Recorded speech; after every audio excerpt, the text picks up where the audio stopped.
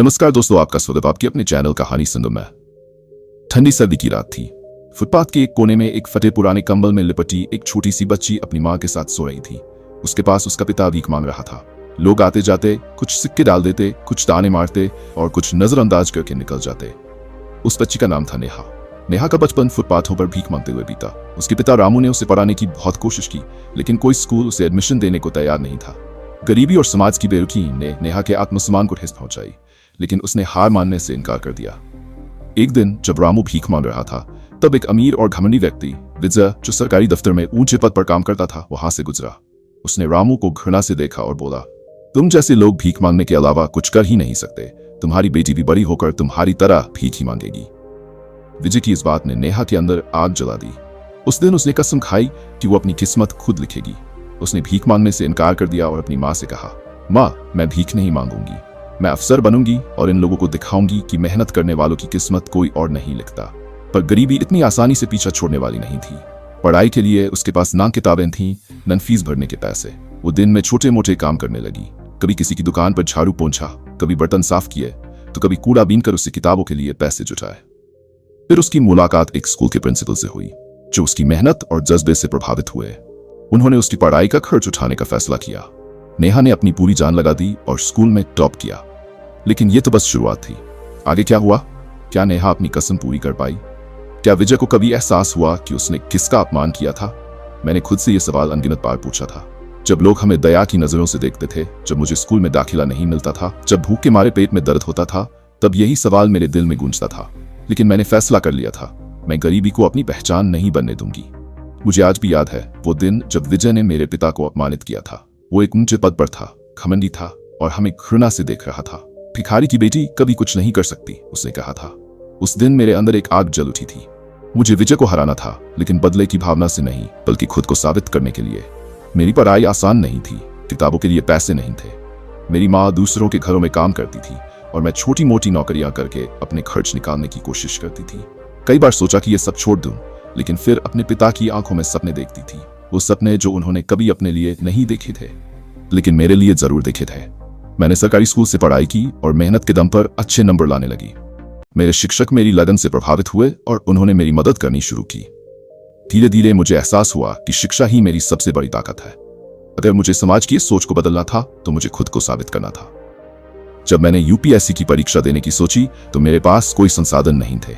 Coaching के लिए पैसे नहीं थे, रहने के लिए सही जगह नहीं थी। लेकिन मैं ठहरी जिद्दी लड़की। मैंने सरकारी लाइब्रेरी में बैठकर पढ़ाई की, सड़कों के स्ट्रीट लाइट के नीचे पढ़ा और दिन रात मेहनत करती रही। पहली बार जब मैंने यूपीएससी की परीक्षा दी, तो मैं फेल हो गई। दिल टूट गया। लगा जैसे सारी मेहनत बेकार चली गई। कुछ लोगों ने ताने मारे, कुछ ने कहा कि मैंने जरूरत से ज्यादा सपने देख लिए। लेकिन मेरे पिता ने मेरे आंसू पोंछे और कहा, एक असफलता से घबराने वाली मेरी बेटी नहीं है। हार मानने वालों की तकदीर वही रहती है, लेकिन जो लड़ते हैं उनकी तकदीर खुद बदल जाती है। उनकी बातों ने मुझे हिम्मत दी। मैंने दोबारा तैयारी शुरू की, इस बार और ज्यादा मेहनत की। दूसरी बार भी असफलता मिली, लेकिन इस बार मुझे खुद पर गुस्सा नहीं आया। मैंने अपनी गलतियों से सीखा और फिर से खुद को तैयार किया। तीसरे प्रयास के दौरान मैंने खुद को पूरी तरह झोंक दिया। पढ़ाई ही मेरी दुनिया बन गई। और फिर वो दिन आया जब परिणाम घोषित हुआ। मेरा नाम मेरिट लिस्ट में था। मैं आईएएस अधिकारी बन चुकी थी। मेरी आंखों में आंसू थे, लेकिन ये खुशी के आंसू थे। मेरी माँ, जो सालों तक दूसरों के घरों में झाड़ू पोंछा करती थी, अब गर्व से अपने सिर उठा सकती थी। मेरे पिता, जिन्होंने अपने पूरे जीवन सिर्फ तिरस्कार सहा था, अब फिर से कह सकते थे कि उनकी बेटी अफसर बन गई है। मेरी पहली पोस्टिंग हुई। जब मैंने पहली बार अपने ऑफिस में कदम रखा, तो मुझे एहसास हुआ कि मेरी जिंदगी सच में बदल चुकी है। लेकिन असली चौंकाने वाला पल तब आया जब मैंने अपने स्टाफ की लिस्ट देखी। विजय, जो कभी एक ऊंचे पद पर था, अब वही मेरे ऑफिस में चपरासी था। मैंने उसे देखा। सालों पहले की वो घटना याद आ गई जब उसने मेरे पिता का अपमान किया था। लेकिन आज हालात बदल चुके थे। मैं अफसर थी और वो मेरे अधीन काम करने वाला एक छोटा कर्मचारी था। विजय ने सिर झुका लिया। उसकी आंखों में पछतावा था। शायद उसे एहसास हो गया था कि इंसान की काबिलियत उसकी गरीबी से नहीं आंकी जानी चाहिए। मैंने उसे दयाभाव से देखा और कहा, वक्त हमेशा एक जैसा नहीं रहता विजय जी। आपने कभी कहा था कि भिखारी की बेटी कुछ नहीं कर सकती, लेकिन आज मैं आपके सामने खड़ी हूं अपनी मेहनत की वजह से। उसकी आंखों में आंसू थे। उसने धीरे से कहा, मैडम, मुझे माफ कर दीजिए। मैंने आपको और आपके पिता को गलत समझा था। मैंने उसे माफ कर दिया, क्योंकि मेरी जीत किसी को नीचा दिखाने में नहीं थी। मेरी असली जीत यह थी कि मैंने अपनी तकदीर खुद लिखी थी, और यही मेरे जीवन की सबसे बड़ी सफलता थी। वो दिन जिसने सब कुछ बदल दिया। मैंने जब अपने ऑफिस में कदम रखा तो मेरा सिर गर्व से ऊंचा था। ये वही दुनिया थी जिसने कभी मुझे तिरस्कृत किया था, मुझे नीचा दिखाया था। लेकिन आज मैं यहाँ अपने बलबूते पर खड़ी थी। जैसे ही मैंने अपने कर्मचारियों की सूची देखी, मेरी नजर एक नाम पर पड़ी, विजय कुमार। मेरा दिल तेजी से धड़कने लगा। क्या ये वही विजय था? मैंने नजरें उठाकर देखा। एक अधेड़ उम्र का आदमी झुकी हुई नजरों के साथ दरवाजे के पास खड़ा था। उसके सफेद होते बाल और चेहरे पर थकान साफ झलक रही थी। एक समय था जब वह अपने घमंड में चूर रहता था, लेकिन आज वह किसी और ही दुनिया का इंसान लग रहा था। उसकी आंखें मुझसे बच रही थीं, लेकिन मैं जानती थी कि वह मुझे पहचान चुका है। मैडम, मैं आपका नया चपरासी हूँ, उसने धीमी आवाज में कहा। कुछ सेकंड के लिए ऑफिस में सन्नाटा छा गया। मैं अपने भीतर उमड़ते हजारों भावों को काबू करने की कोशिश कर रही थी। मैं चाहती तो उसे उसी पल नौकरी से निकाल सकती थी। आखिर उसने मुझे और मेरे पिता को अपमानित किया था, लेकिन मैंने बदला लेने के बजाय कुछ और करने का फैसला किया। मैंने एक फाइल निकाली और उसे विजय की ओर बढ़ाते हुए कहा, इसे जाकर क्लर्क को दे आइए। शायद उसे लगा था कि मैं उसे कुछ कठोर शब्द सुनाऊंगी या अपमानित करूंगी, लेकिन मैंने ऐसा कुछ नहीं किया। वह सिर झुकाकर फाइल लेकर चला गया। उस रात मैं सो नहीं सकी। अतीत की सारी यादें मेरे सामने थीं, गरीबी, समाज का तिरस्कार और वो दिन जब विजय ने मेरे पिता का अपमान किया था। मुझे याद आया जब मैं 10 साल की थी, मेरे पिता मंदिर के बाहर भीख मांग रहे थे। विजय अपनी सफेद कार से उतरा और हमें घृणा से देखते हुए कहा था, तुम जैसे लोग भीख मांगने के अलावा कुछ कर ही नहीं सकते। तुम्हारी बेटी भी बड़ी होकर यही करेगी। वह शब्द मेरे लिए तीर की तरह थे। उसी दिन मैंने तय किया था कि मुझे कुछ बनकर दिखाना है, और आज मैं अपने लक्ष्य पर पहुंच चुकी थी। लेकिन क्या विजय को सबक सिखाने का यही सही तरीका था? मैं सोच में पड़ गई। अगले दिन मैंने अपने सचिव से विजय के बारे में जानकारी जुटाने को कहा। जो पता चला वह हैरान करने वाला था।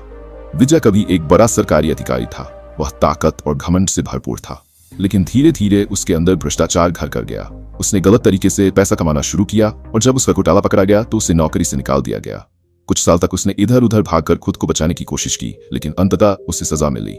जब वह जेल से निकला तब उसकी सारी संपत्ति जा चुकी थी। परिवार ने उसे छोड़ दिया था और अब उसके पास कुछ नहीं बचा था। जिस व्यक्ति ने कभी मेरे पिता का अपमान किया था, आज उसकी हालत उससे भी बुरी हो चुकी थी। कहते हैं कर्मा कभी किसी को नहीं छोड़ता। विजय की कहानी इसका सबसे बड़ा उदाहरण थी। अब मेरे सामने एक सवाल था, क्या मैं विजय से बदला लूं या उसे माफ कर दूं? एक तरफ वह घमंडी इंसान था जिसने मेरे पिता का दिल दुखाया था, और दूसरी तरफ वह टूटा हुआ इंसान था जो अपने अतीत की सजा भुगत रहा था। मैंने तय किया कि मैं उसे एक मौका दूंगी।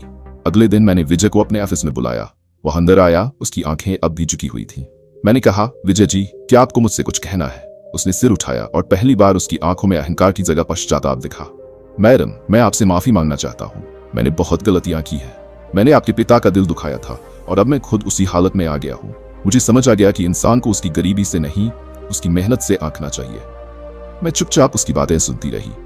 अगर मैं समय में वापस जा सकता तो मैं अपने पुराने व्यवहार को बदल देता, उसने धीरे से कहा। मैंने उसकी आंखों में झांका। वह अब वो इंसान नहीं था जो सालों पहले मैं घृणा से देख रहा था। वह अब टूटा हुआ इंसान था जिसने अपनी गलतियों से सबक सीखा था। मैंने गहरी सांस ली और कहा, विजय जी, आपने सही कहा। इंसान को उसकी गरीबी से नहीं आंका जाना चाहिए, लेकिन सबसे बड़ी सीख यह है कि कभी भी अपनी शक्ति का गलत इस्तेमाल मत करो, क्योंकि वक्त बदलते देर नहीं लगती। और चुपचाप सुनता रहा। मैं आपको इस नौकरी से नहीं निकालूंगी, लेकिन एक शर्त पर, आप अपने अतीत को भूलकर पूरी ईमानदारी से काम करेंगे। विजय की आंखों से आंसू गिर पड़े। मैडम, आपने मुझे दूसरा मौका दिया। मैं इस भरोसे को कभी नहीं तोड़ूंगा, उसने हाथ जोड़ते हुए कहा। उस दिन के बाद विजय ने पूरी ईमानदारी से काम किया। वह अब वही इंसान नहीं था जो लोगों को उनकी गरीबी के कारण नीचा दिखाता था। उसने सीख लिया था कि सम्मान और शक्ति का सही इस्तेमाल कैसे किया जाता है। और मैंने अपने पिता को गौरवान्वित किया था। मैंने समाज को यह साबित किया था कि एक भिखारी की बेटी भी IAS बन सकती है। लेकिन मेरी सबसे बड़ी जीत यह थी कि मैंने अपने दिल को नफरत से बचा लिया। बदला लेना आसान था, लेकिन किसी को सुधारना सबसे बड़ी जीत थी। नेहा ने अपनी मेहनत से IAS बनने का सपना पूरा किया, लेकिन उसके सामने उसका अतीत तब आ खड़ा हुआ जब उसे अपने ऑफिस में चपरासी के रूप में वही आदमी मिला जिसने कभी उसके पिता का अपमान किया था। उसने विजय को बदले की भावना से नहीं, बल्कि इंसानियत के नाते दूसरा मौका दिया। अब यह कहानी अपने अंतिम मोड़ पर है, जहां असली जीत की परिभाषा सामने आएगी। विजय अब पूरी ईमानदारी से काम करने लगा था। वह हमेशा समय पर आता, अपना काम मन लगाकर करता और सबसे आदर से पेश आता।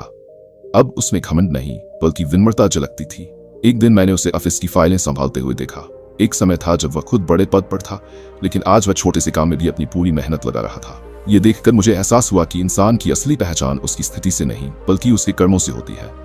मेरे पिता अक्सर कहते थे, इंसान के पास जब ताकत होती है तब उसकी असली परीक्षा होती है। वह उस ताकत का सही उपयोग करता है या दूसरों को नीचे गिराने में लग जाता है, यही तय करता है कि वह जीतने लायक है या नहीं। आज मैं ये समझ चुकी थी, मैंने विजय को हराकर नहीं बल्कि उसे सुधारकर असली जीत हासिल की थी। समय बीतता गया।